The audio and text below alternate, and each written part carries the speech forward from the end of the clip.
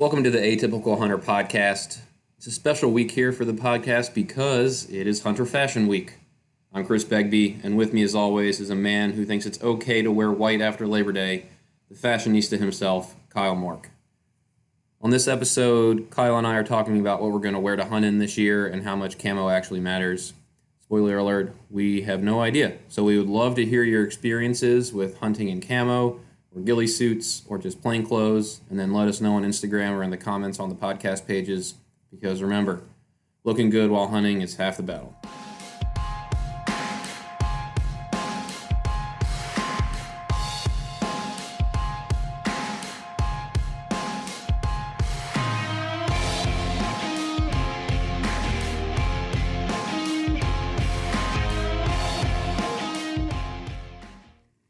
Well, I got a ticket last night for overnight parking. I was going to bring my Jeep in. I was going to call you too. We had done it twice now. Yeah. I saw your car out there 2 nights ago, and your in-laws' car. Yeah. We got off scot-free there, but we had one this morning. I was like, that was stupid mistake.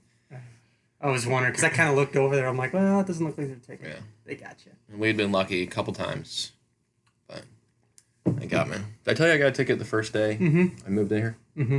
Yeah. So you're working on 2 now? They let that one slide, which is good. But $50 down the drain. Yeah. $50 in new camo. Yeah, exactly. That's a new hat. I was like, I could have bought a pair of gloves or, nice beanie. That's a warm weather system right there. Exactly. But I went through my stuff yesterday down in the basement. I was like, all right, I need to lay everything out, kind of know what I have, what I might need still. Still working on the gear, but we'll talk about that later. But for never having hunted whitetail before, I have a lot of camo, which I find pretty ironic. But I guess I started with it was like paintball stuff. I had a nice ghillie suit from paintball. Oh, so I have that, which is good. Might take a little practice shooting with that though, so you don't get it caught in your string. In your string when you let go. Right, but I thought it would be worthwhile to chat about what we're wearing in the fall and mid and late season and that sort of thing, and maybe talk through what else we might need. Well, that because our hunts are a little different too. That's true. So real early season, you got me turned on to the whole Sitka thing. Yeah. I got the Traverse pants, and the lightweight hoodie, and those are like the main part of the whole system that I got in the subalpine though. Right. So I went back and forth about do I want to get the OptiFade, to dual purpose it, but everything that I've been reading lately and everything that I've been hearing lately, and granted it's from Sitka, so it's from John Barklow, is like there's no one do it all system that you can get. So just kind of purpose built that for warm weather, early season, either early season out in Texas with the hog or early season down in Kentucky, because that September 1st is the season opener for them. In Kentucky? Mm-hmm. That's got to be hot as hell. And it is. And it's a lot of green foliage. It's a lot of, less than 50-yard shots. So it's perfect for that subalpine. Right. According to how they describe it. Now, whether that works or not. Well, what have you been wearing before? I mean, I know you got your new stuff for this season, but... So early season, I wore the same stuff for about 7 or 8 years. It was Walmart stuff. Like a Realtree or... Mm-hmm. Yeah, it's just a mossy oak, mossy oak Infinity breakup or whatever it was called, and it was just like literally a pair of jeans and a cotton T-shirt. Yeah. And I would sweat it up, and it would grow like 3 or 4 times the size. Stretch with the weight. And it did, and that's eventually ultimately what ended up happening. Granted, like I lost weight too, so like the waist on the pants so it's even bigger. It was just like way out to here. So finally this year I was able to justify buying new camo this year. That's good. Mm-hmm.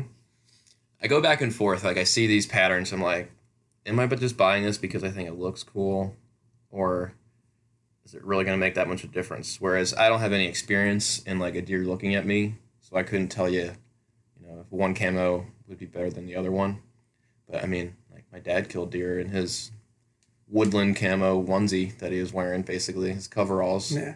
Fred Bear killed deer in, like, a flannel and jeans. Yeah. tweed jacket or something like that. Yeah, yeah, and I mean like Donnie Vincent. I don't think. Well, he would like when he goes up north, he does all the camo stuff. But he says when he's hunting whitetail, he's just wearing like lumberjack kind of stuff. Right. So I think it's movement is the bigger part of it. Staying still at certain points, and you start to learn. Like take whitetail for example. They'll test you, and they'll come running in or they'll come walking in.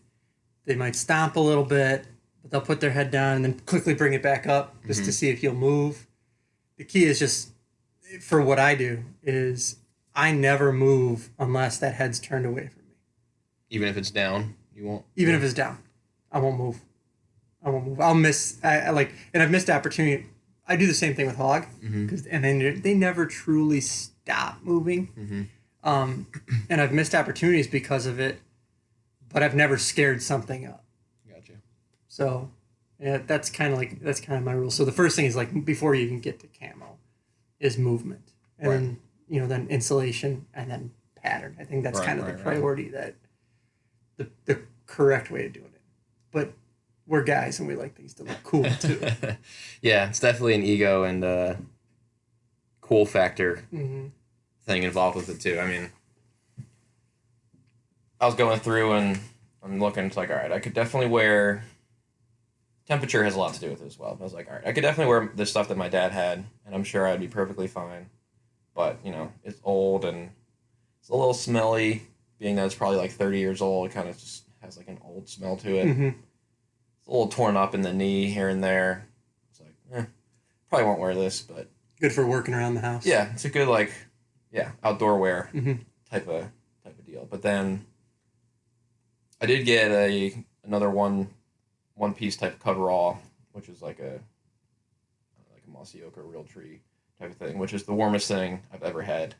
It's like a sleeping bag that you wrap your body in, which is awesome, but I can't wear that in the beginning of the season. No. I mean, there's no way I can wear that.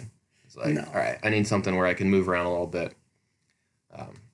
So I went with the Sitka Timberline pants, which I love because I want to try to do some spot and stalk, and I know Sitka says it's more for, it's called open country, so it's more designed for open country, but I think it'll be just fine. Yeah. It's got like a green in there as well as kind of a tree type of color, so I figured that'll be good early season. It's kind of like a subalpine, like it's not really a tree stand outfit, but yeah, I think it'll get the job done in the beginning of the season. And then I'm gonna wear the the Core lightweight hoodie, and then I got a new pair of lacrosse boots and same sort of pattern, which I think will be fine. That was one thing I noticed was huge, and I like when you got those nice lacrosse ones.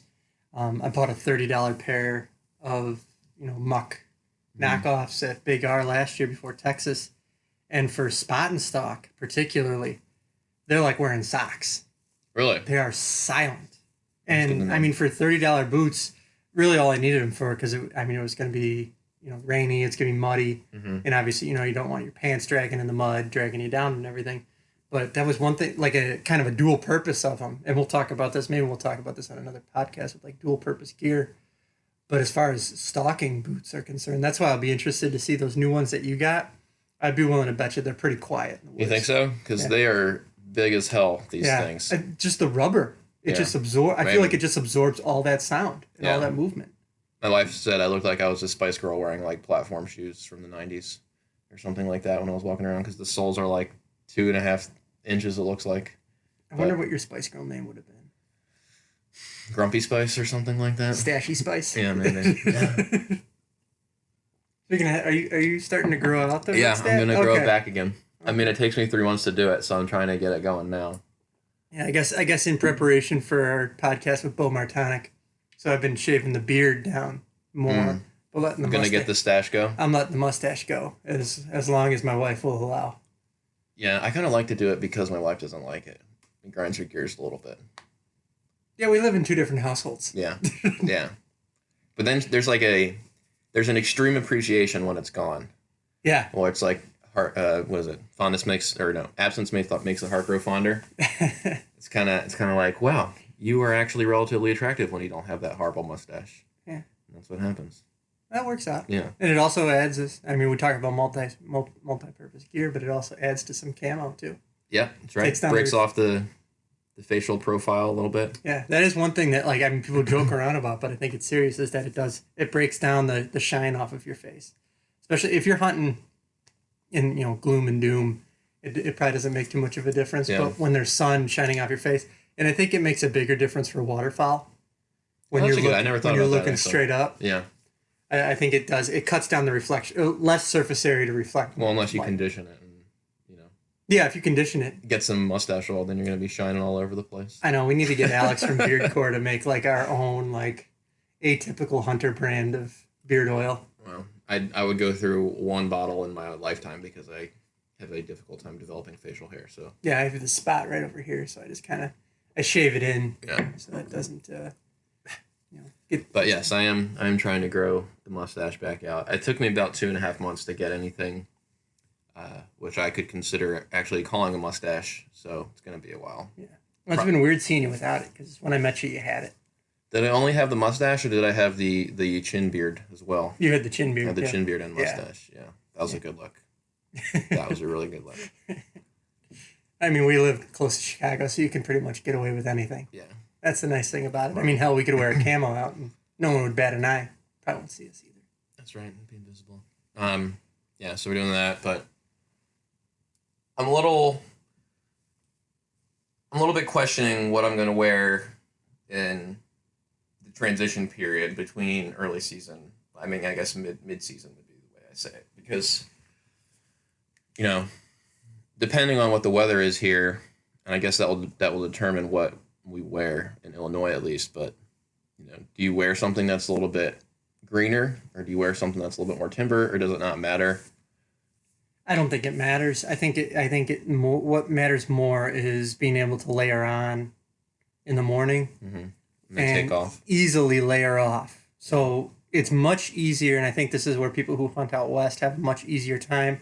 They're carrying their pack around all day, a lot of times their whole camp around. They don't have a harness on.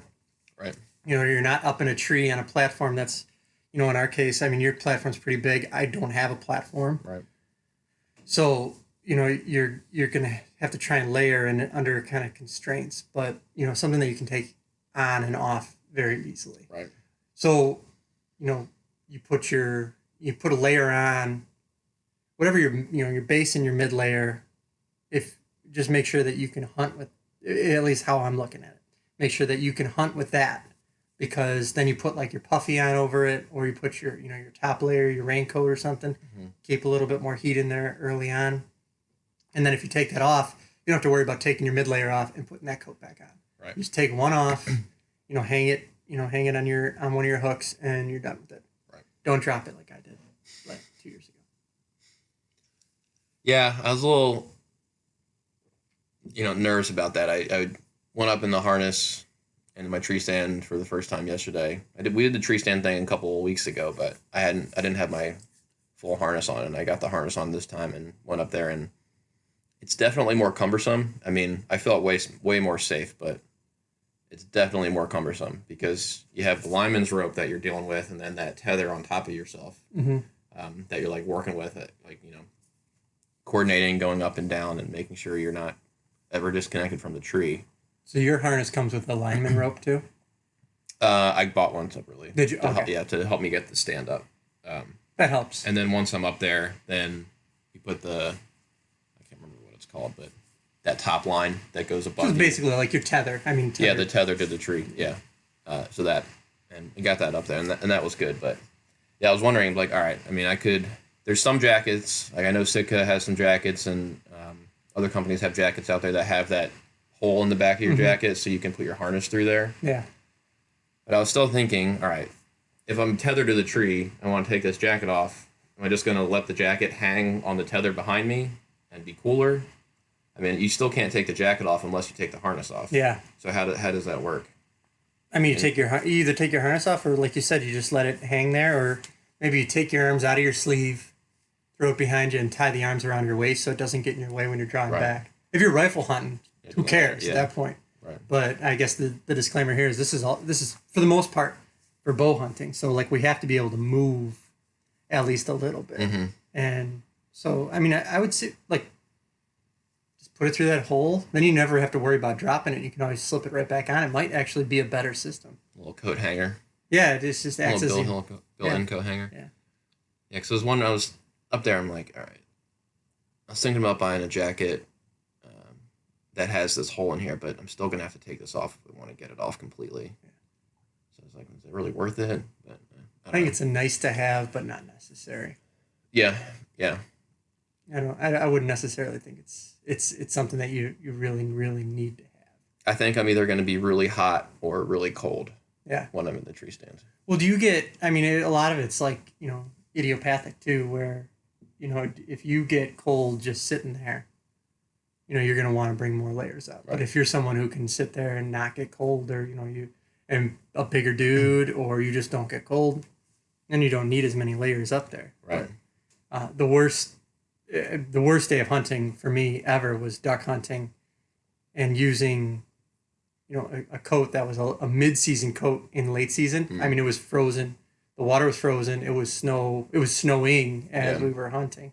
And I wanted to use my new mid-layer jacket instead of using my old, late season because it was a cooler camo. It was It was new to me. I'm going to kill way more ducks with this jacket. I sat there freezing my ass off. And even the guy that was hunting with us, it was part of a club. He's like, I could hear you shaking over here. It's chattering and shaking all over the place. I was miserable. So never again. Never, ever again. I'll probably always bring too many layers. Yeah. That's the one thing I'll probably bring too much of is layers. Well, I can only imagine you get hot, getting to where you're going. Yeah. Not when you get there, And I remember, the first time I went waterfowl hunting, I just wore my waders pretty much in a pair of jeans. That was a bad mistake. Yeah. And I was freezing my butt off. And then I learned wear lots of base layers, wear long johns or whatever wool base layer you got, real thick socks. That's what my feet went numb pretty much immediately. I think that's one thing that's unavoidable. Your feet and your hands. Well, that's why I'm hoping these lacrosse boots are good, because these are supposed to be very cold weather boots.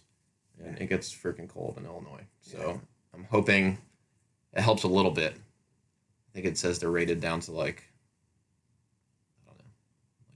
-20 or something like that. Your feet are still going to get cold. I know, but I'm hoping. I've got some Rockies that are the same way. And I mean, there's tricks you can do. You keep your feet moving inside your boot. Keep a little bit of room inside your boot. That keep the circulation going. Yeah, that keep the circulation going. And even like if we're in the pop-up blind, we can bring some newspapers or maybe like a blanket or something, and just step on the blanket.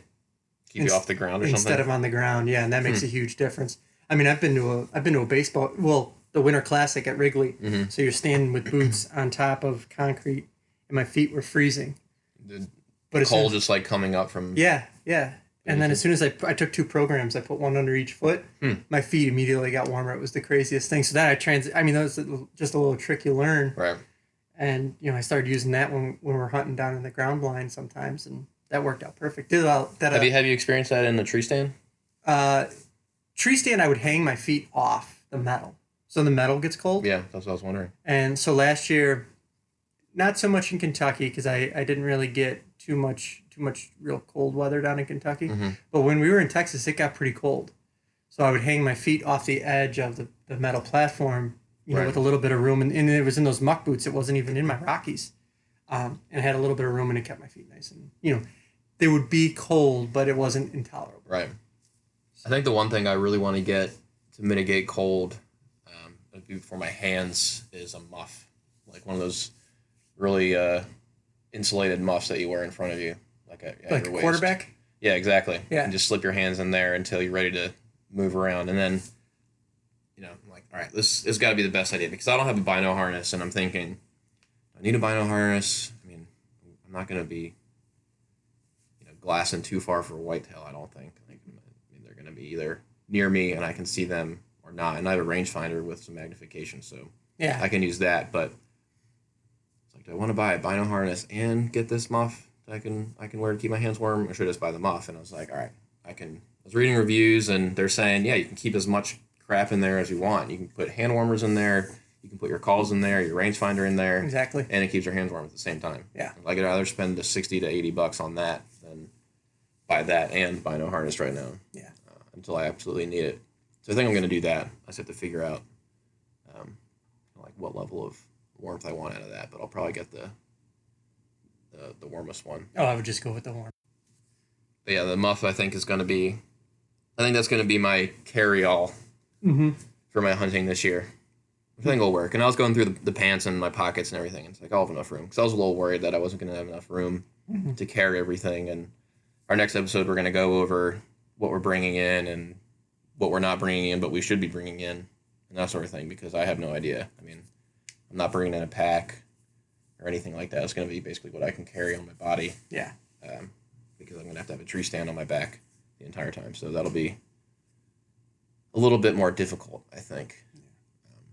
What are you guys bringing down to Texas for the hog hunt? Are you all wearing similar stuff, or is everyone kind of wearing a different So the pattern? name of the game so my dad and my brother both have Kuiu gear that they got, and their pants might be a little warm. I think they have like the guide pants or something, like the guide or attack pants. My dad's got a couple different pair, but they had Kuiu, and my brother was really successful spot and stock with Kuiu last year. So and it blends in really well. It's pretty similar. It's maybe a little more green than the subalpine.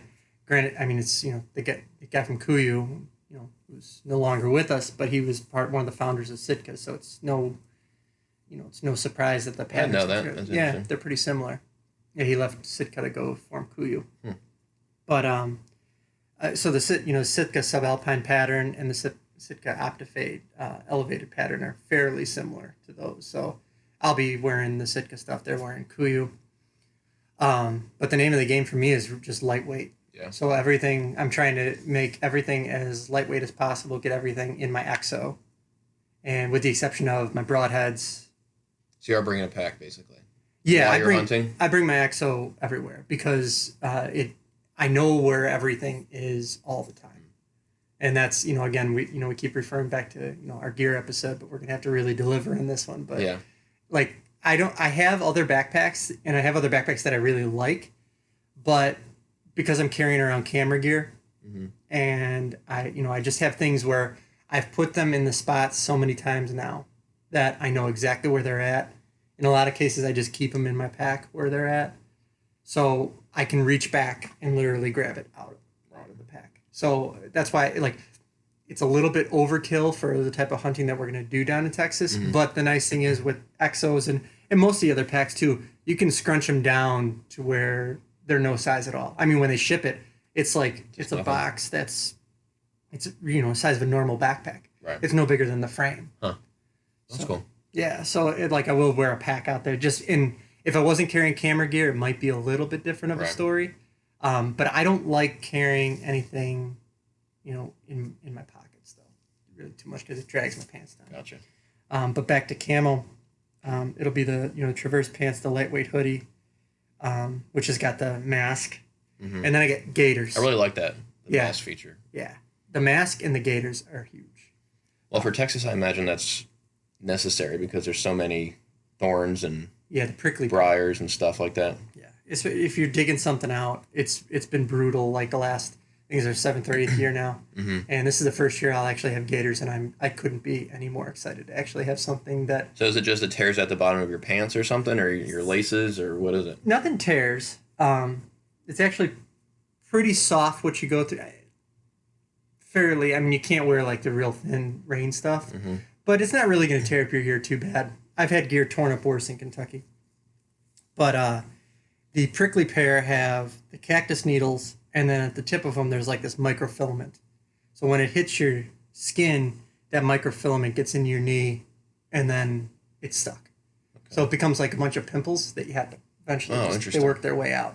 And every year I come back with like 30 or 40 of them because, you end up stepping in a cactus somewhere along the line, brushing up against one. And I didn't get the higher waders because I just couldn't afford them. But I was the gaiters, you mean? Oh, yeah, the higher gaiters. But I just got the shorter ones because it'll help with running too. Trail running and such. So I can kind of use them for two. So how high up on your leg do they go? Probably up to like mid calf. Yeah, right at the bottom of like my calf muscle. Okay. Yeah, the mid calf ones are the ones that will go up to your mid calf. Right. Those are a little thicker. Are better if you're trouncing around a lot. Yeah. But we're up in a tree stand most of the time. During the afternoon, we'll be spotting and stalking. But it's from a road. Do you have camo for your camera or anything like that? No, I don't. It's black. Yeah. I guess I could put something on there. But I have a poncho. Mm-hmm. Just a rain poncho that I use, regular mossy oak, that if I really have to, I haven't had to yet. I could string it up and use it as a kind of a cover from rain. Right. But I can also wrap it around the camera and That's a kind of good cover idea. the camera Right. with it. So I've never had to do that, but that's kind of like in part of the game plan. If it really starts to downpour, that's what I'll end up doing. Or if I'm really exposed. Yeah. I'm excited to try the ghillie suit out. I know it wasn't hunting per se, but I had some really good experiences with that in my paintball playing days. I actually got run over by a quad. You didn't even This is see funny. you? He did not see me. I thought he saw me. So so we were playing in my buddy's. He owned a bunch of land in New Jersey, and we were playing in his backyard with it was probably like 30 guys or something. And we had a guy out there reffing for us, and he was on a quad, kind of driving around. And I was laying down as flat as I could, kind of in like this little groove or little cutout ditch kind of thing, with just my head and my paintball gun sticking out. And I had some leaves over top of me. I had my ghillie suit on, and I thought I was pretty much invisible. And this guy, the ref on the quad, comes driving in, and he stops maybe from me to 10 feet away or something like that. And I was like, okay, he stopped. He probably saw me, and he just doesn't, he doesn't want to park right in front of me because that would be a dick move, basically. Yeah. Turns off his quad. I'm like, he definitely saw me. All right. He's just going to hang out here and not move or point me out or anything like that. About 30 seconds later, turns right back on, and then I get a boom, boom. Both wheels go right over top of my head. My mask is all like jacked up. I got tire marks on the side of my face. I was like, what the hell, man? You ran over me. He's like, I had no idea you were there. I thought I hit a rock. I was like, well, I guess the ghillie suit worked pretty well, but I was like, Jesus Christ, I got run over by a quad when I was That's some good camo. 17 years old. Yeah, that was wonderful. He felt so bad. I like literally had like tread marks on my face for a couple days. It was pretty bad. But I'm hoping that works just as well for the deer season. Yeah. The only thing I'm going to have to worry about, I guess, is like getting the fabric or material get caught up in the bowstring or something like that. So I have to figure out how to A sock over your left arm. do that. Like a long brown sock over your left arm will probably get the or green or something. But I mean, transition that to deer, like instead of a guy on the quad. Right. So the guy on the quad is distracted by other things going on. He's watching. Right. He's not necessarily looking for you. Right, that's true. Per se, or looking for pressure. So like a deer. So while maybe it won't work for the whole deer season, but the rut. Yeah. When so they're distracted. They're distracted. They're looking to do the hump to hump. Yeah. Everywhere. Mm-hmm. But after maybe late season, I think the gig might be up after late season because there'll be enough pressure there where they'll be a little bit more switched on. Yeah. And they'll see more movement in that ghillie suit than they will. They'll be blowing around. I think so. That would be my prediction, at least. But I think for the rut, it could be. You're in good shape. That's a good point. With that. Because I was thinking, this definitely breaks up your pattern way more. I mean, you don't look like a human in it. You don't look like anything. You just look like a bunch of leaves, basically. Right. So that's got to be. I mean, I imagine a highly pressured area. They look for an outline of a human shape first. That's probably the easiest thing to see. Yeah. If only we could get into the minds of a deer and know what they're looking at. Yeah. If they even smell us at all. That's a whole nother. No, that's a good thing to talk about because I'm like, all right, I got this new stuff. I've got this old stuff. Some of the old stuff is a little smelly, but I don't want to wash it in detergent to get rid of the smell. And from what I've read, the non-smelling detergent doesn't do as great a job of getting rid of smells. Yeah. So I'm like, what do I do here? Do I just let it smell like my basement, which is a little musty? Does that smell more natural than a human man does? I think you can drive yourself crazy with scents alone, and I don't get too crazy with it. I mean, I use the unscented hunting stuff for all my clothes, so anything I'm going to wear, I'll wash it in that. And that's just a non-smelling detergent. It's just like, And does it actually like get it clean and get rid of stankiness? Yeah, it gets rid of the bacteria. Mm-hmm. Yes, and then it's called, I think it's Dead Downwind. Mm-hmm. It's cheap. And then the spray, and I'll use the Dead Downwind deodorant. Mm-hmm. But there's people who, like, when they gas up with their car, like, they'll gas up, like, 2 days before, wear a latex glove. I mean, they won't wear any of their, like, their boots or anything. Mm-hmm. They'll take all the air fresheners out of their car, or they'll never put air fresheners in their car. They never wear their hunting gear out. Right. You know, I mean, they'll never wear it for something else. Yeah. Which if I'm spending that much money on gear, I don't hunt that much, so I want to be able, like that Fanatic hoodie. Like I want to be able to wear that like running, right? Or just kind of out and about because that's what it's for. And at some point, it's just like I'll sacrifice the deer smelling me. Yeah. So I can wear it. To be able to wear the gear that I bought a little bit more. Right. Like it's maybe it's a trade off, but no one's ever there's no primary literature that's said deer are smelling you with this and not that. Yeah, I wonder. It'll be interesting to see what happens with smell and what I think they can actually smell or not, because I've never experienced that before. Yeah. It's like, are they gonna just get a whiff of me and just bounce off, or is it just like a sixth sense that they heard something or saw something? They might smell you more if you're doing the spot and stalk or the still hunting thing. If you're down below, right? Wind is a big thing.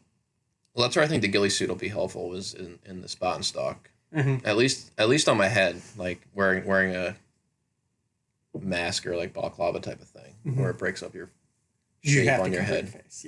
Yeah, which would be huge, I think. But yeah, the smell, it's not something I've really taken any measures to counteract yet. I think you take a little bit, but I mean, you can go crazy doing all that stuff, and to the point where you're not practicing shooting your bow. And, I mean, there's. Have you done the opposite? Have you gone with like putting like doe urine around your stuff, or? I have, yeah. I've used doe urine. I think it works. There's a science to that too. It works it better at different times of the year. I think that stuff does work. When you're in the rut, you use a specific scent and you kind of spin it around. But then you're carrying around doe urine. So it's like, while it probably works, I think if you scout the right way and you pattern the deer better, right, you have a better idea of when they're coming in, and you have more. I think you'll have more success than going in unscouted or uneducated on the area altogether, right, and then going in with a scent and just swinging it around thinking that you're gonna drag a deer in. It's not fishing. So then I'm thinking, do I wash my camo at all? Or just very minimally? Should I let it get dirty, smell like the woods that I'm in? Like, do you think that's a good way to do it? Because I was thinking if it smells like I'm part of the environment, that's probably a good way to do it. You gotta get your bacteria out though. It's always gonna smell like you. Yeah, I guess that's true. Your sweat and everything. I think that's where more smell comes from than the environment itself. Because I mean, you smell your shirt after a regular day. Right. It doesn't necessarily smell like outside. It smells like your BO. Right. Or your deodorant or whatever the case may be. So I think you got to get your bacteria out of there. So completely unscented is probably the best way to care for your hunting gear. So how often should it be washed? Just whenever it starts stinking a little bit, or is that way too late? Well, usually I do after every hunt, and because especially like hotter areas, you start looking at ticks, you start looking at burrs, a lot of other things that you don't necessarily want to drag into your house either. Right. And you don't want crawling on you for the next hunt. That's true. Well, the gators will be good for ticks and burrs, I imagine. They're supposed to be good at keeping those out of your boots and stuff, right? Yeah. So hopefully that will help considerably. But there's been times, and granted, this is because most of my hunting was down in Kentucky. Those woods are thick, and there's a lot of ticks, and there's a lot of creepy crawlies that I just don't want on me, my dog, my wife, my daughter, in my in-laws' house. So I throw everything right in the wash as soon as I'm done. Yeah. For the day, and then I'll put it. Well, Kentucky, you get a lot of ticks too. Mm-hmm. Yeah. Those hotter weather places. We're pretty good here. I don't think we're gonna get. I haven't seen any ticks on me this summer, and I've been traipsing through a lot of brush and stuff. Yeah, surprisingly, which is good. I was babysitting another dog along with my dog, and we went through the woods and no ticks. So I think we're relatively tick free. Which is weird. Is that just a cold weather thing? 'Cause I had them in New Jersey growing up, and it's similar climate, I would say. I don't know. I don't know. I think it's just it's a geographical thing. Yeah. I mean, they whatever their food source might be too Right. might not be as plentiful here. Then go where the food and the climate are. So Right. those are the two things. So it might just be a food source thing, or we just might have been lucky and not experienced any ticks yet. Yeah, that's possible. Could have just been fortunate. Yeah. Are you gonna do any face paint or anything like that? I used to. It just became kind of a pain in the ass to clean it off. Mm-hmm. So, a couple years ago, honestly, when I got my biggest hog ever, I would wear face paint, and I don't know if there was a correlation there or just a coincidence. Mm-hmm. But now, I mean, with that lightweight hoodie, I can pull it up over my face, and it's not, not like wearing a Oh, the Sika face mask. I mean, Mhm. yeah. yeah. So I mean, I'll just use that. I used to even honestly at one point in time I'd wear sunglasses. Really? It's so bright. I stopped doing that because the reflection was pretty. I mean, I was Yeah. able to see, not myself, but I was able to see my dad's reflection from a ways away, and I was like, all right, that is Just probably the sunshine that's- off the lenses and yeah, that's a good tell. yeah. So I bring them with for when we're getting in the truck afterwards, but Right. I won't wear Don't those. wear them. No.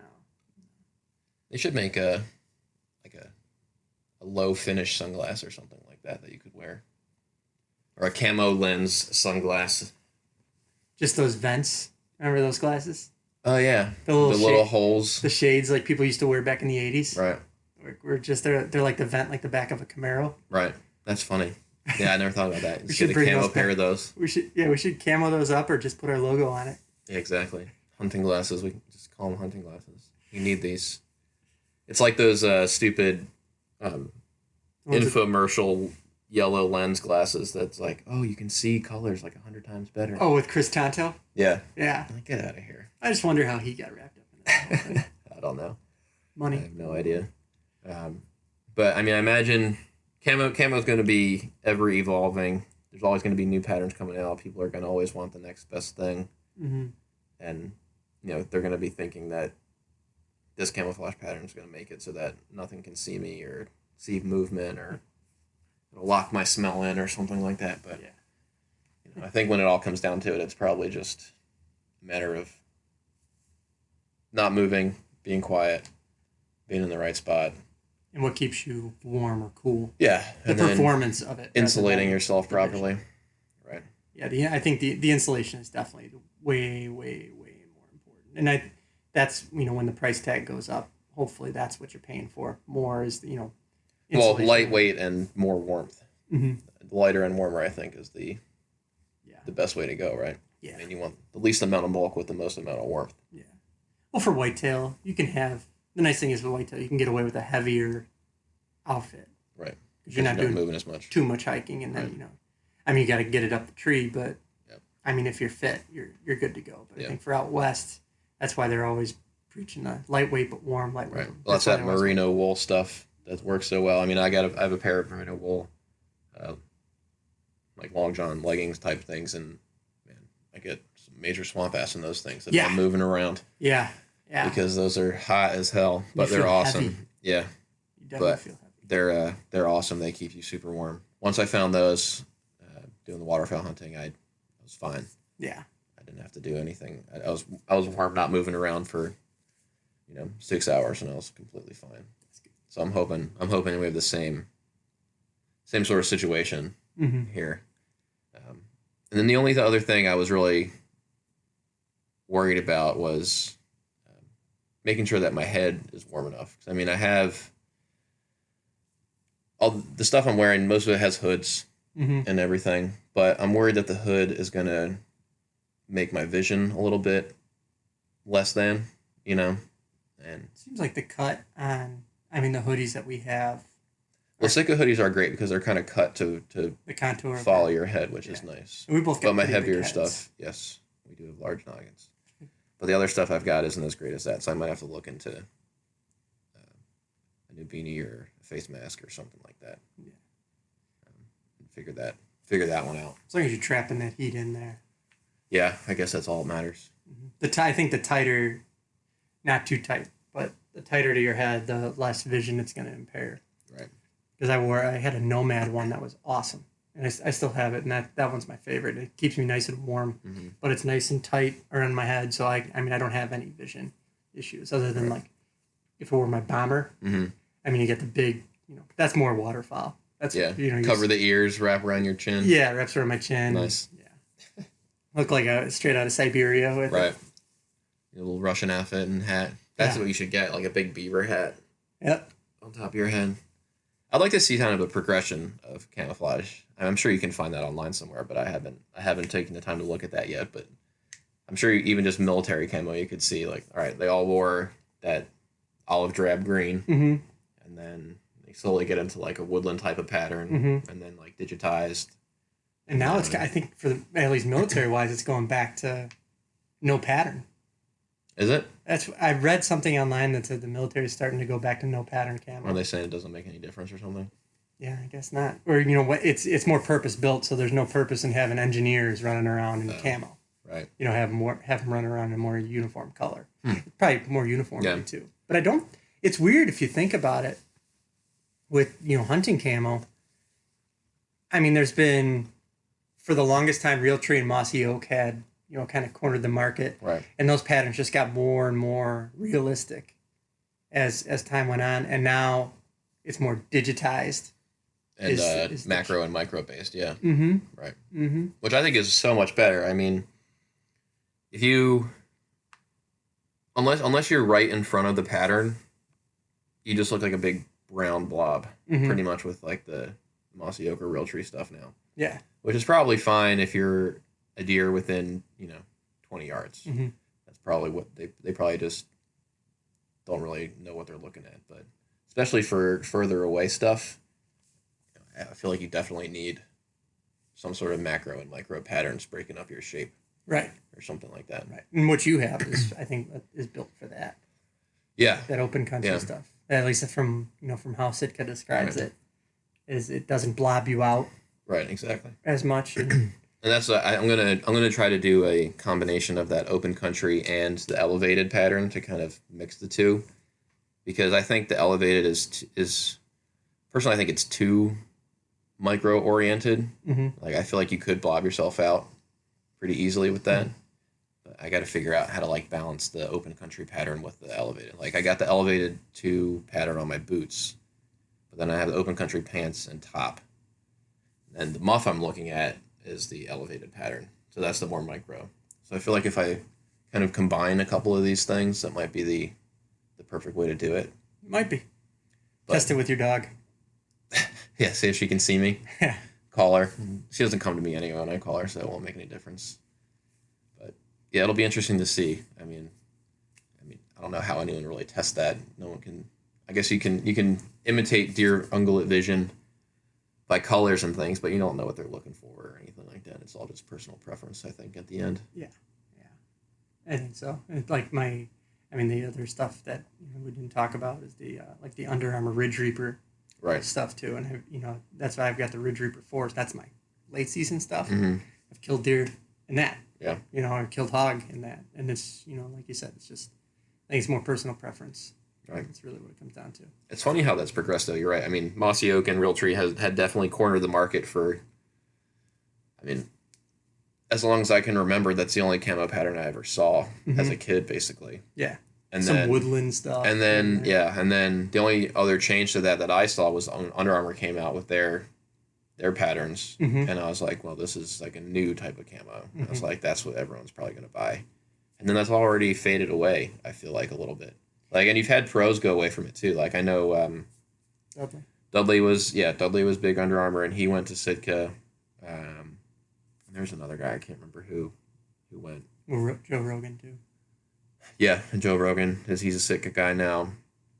You got all the Meat Eater guys. That's all First Light. And then the only other Under Armour guy I think now is still just Cam Hanes. And there's a bunch of. There's a ton. Well, more yeah, but celebrity the hunters. ones that I'm aware of, at least.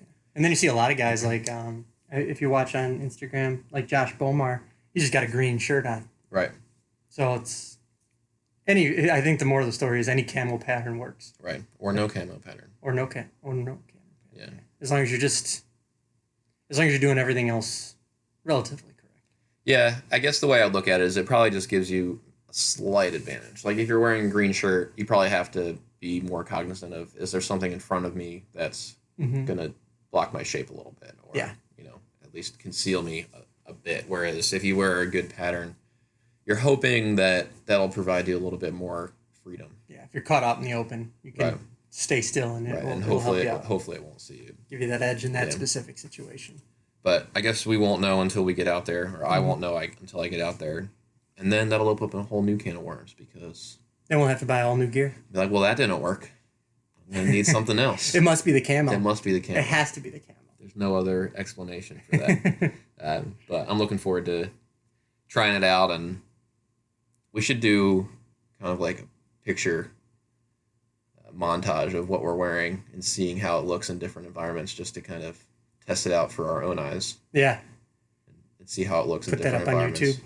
Yeah, Yeah, we'll have to do that. or something like that. I mean, because I've got multiple patterns, and it would be kind of a cool test to see what looks best in different areas. And it's really important as a disclaimer that all of these patterns we already own. Right. All these clothes were not new or bought this year. For our wives. Yes, thank you. But yeah, we'll keep everyone posted on what works and what doesn't work, and if anyone else has ideas, feel free to send us what you're wearing. We've already had some people telling us what they're going with, and some people have said it doesn't really matter what you're wearing. I'm spending my money on a bow and better arrows, and everything. Everyone has a budget, so Yeah. can't always buy everything. You got to prioritize. Exactly. But make sure it's cool, whatever you buy. Yeah, that's the most important thing. 'Cause if you're not cool, what's the point? It won't kill deer unless it's cool. Exactly. We'll keep posted on that. Next episode, we are going to be talking with Bo Martonic about what he is packing in and out for his hunts for whitetail season, because I have no idea what I'm bringing in, and I need some guidance on that. So we're looking forward to talking with him. But as always, please like, subscribe, share with your friends, give us a follow on the social media platforms. It really helps us out. And happy hunting.